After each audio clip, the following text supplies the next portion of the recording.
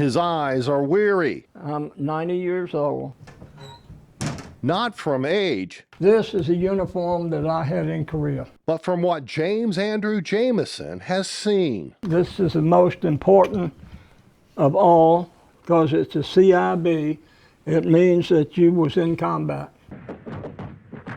Combat that was seen halfway around the world. I entered the Army in October 11th when I turned 17. The year was 1950. His older brother already in Korea. My brother was drafted when the war broke out in 1950. But the younger brother would end up in Europe I was driving a Jeep in the mud. before finally making it to Korea in early 1953. We landed in Incheon by the end of March. Just 4 days in country, and it was baptism by fire. We got straight by plane. The next few months would put Jamison face to face with the enemy. We would take a hill, they would take it back in a couple months. Jamison would soon find himself surrounded by hills with names like Heartbreak Ridge, Pork Chop, or Sandbag Castle. The Chinese kept coming up the hill.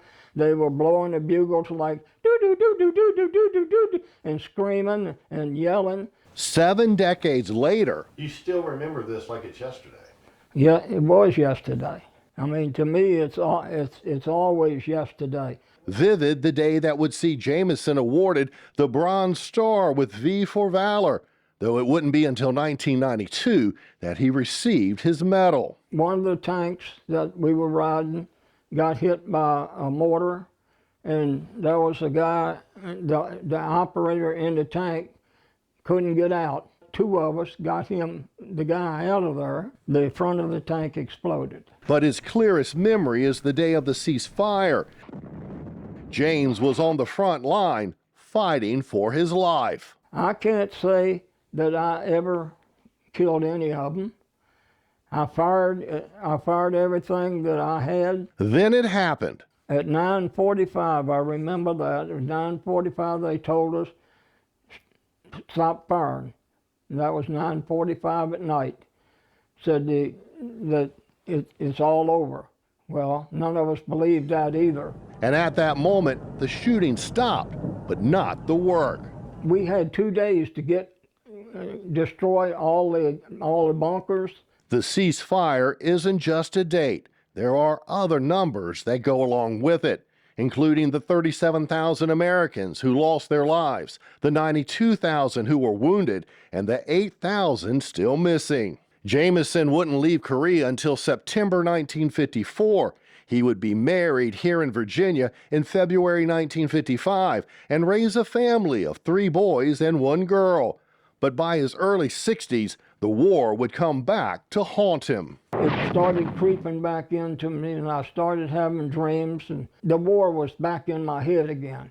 The VA would help him sort out the bad memories. This was given by the president of South Korea. And allow him to remember the good, including new memories made through veterans organizations. Jamison is proud of his service in the Army, his later career, and his family.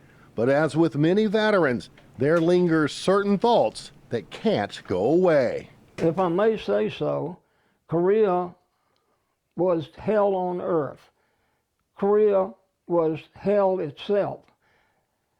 I don't know whether I'm ever going to get to heaven, but I don't want to be in hell because I've been to Korea and I know what hell looks like. James remained steadfast in keeping the memory of those he fought beside alive, along with the memory of his brother who was killed in Vietnam and his nephew who was killed on his 3rd tour of Afghanistan. James is also making new memories with his 8 grandchildren and his 11 great-grandchildren. That's a look inside Wayne's World. I'm Wayne Koval, CBS 6 News.